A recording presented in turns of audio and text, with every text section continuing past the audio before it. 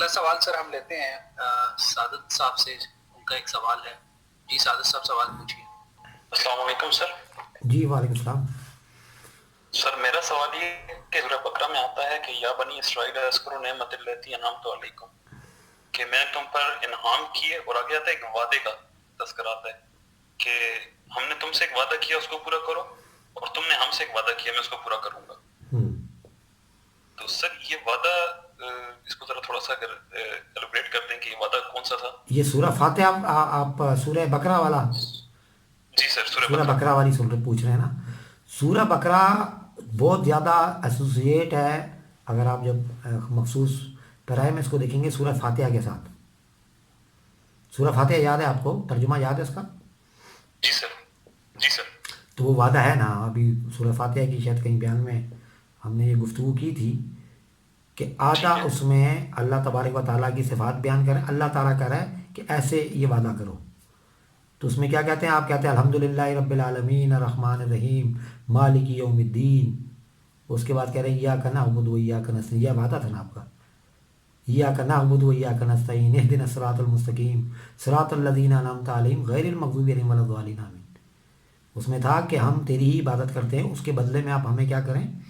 آپ ہمیں سیدھا راستہ دکھائیں، اور آپ وہ راستہ جن پہ تو نے انعام کیا ان کے راستے سے بچاؤ جس پہ آپ نے اللہ میاں جن پہ تو نے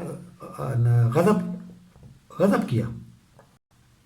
اللہ نے کہا کہ لو بھائی ہم نے آپ کو راستہ دکھا دیا، پورا ایک سلسلہ چلا دیا انبیاء کا رہنمائی کا.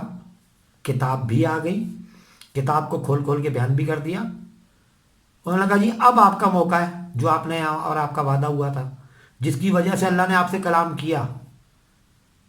بھائی آپ نے وعدہ کیا نا ذہنی طور پہ صحیح یا روحانی طور پہ جس طریقے سے بھی.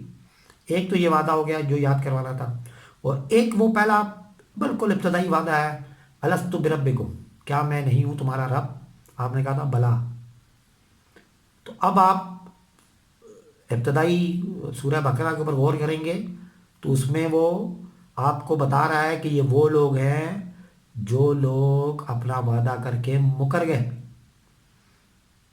اگر اس کا کنکلوژن نکالیں گے کہ وہ اپنی باتوں سے پھرنا شروع ہو گئے، سامنے دیکھی ہوئی چیزوں کو نہیں دیکھ رہے، سنی ہوئی باتوں کو نہیں اس پہ اثر کر رہا، ان پہ اثر نہیں ہو رہا، کیونکہ اللہ نے اب ان پہ مہر لگا دی غضب ناک ہو کر. جب کہ آپ نے کہا تھا نا کہ ہم پہ اس راستے پہ چلا جس پہ انعام ہوا ہے، اس انعام والے لوگوں کے ساتھ آپ کو چھوڑ دیا، یا انعام والے لوگ آپ کے پاس آ گئے، انعام یافتہ لوگ صالحین وغیرہ جو تھے وہ آپ کے پاس آ تو گئے. اب وہ آ چکے ہیں، اور اب آپ کیا کر رہے ہیں؟ اب آپ غیر المغضوب علیہم والی دعا سے منکر ہو رہے ہیں کہ غضب کا جو راستہ تھا جو اللہ میاں نے سٹارٹنگ میں ہی سمجھا دیا، اب آپ غضب والے راستے کو خود چن رہے ہیں. وہ اللہ میاں یاد کروا رہا ہے اس میں بنی اسرائیل سے کہ بھائی آپ کو یاد نہیں ہے کہ میرا اور آپ کا کیا وعدہ تھا. یہ میرے خیال میں اس کا جواب ہے. بہت بہت شکریہ سر.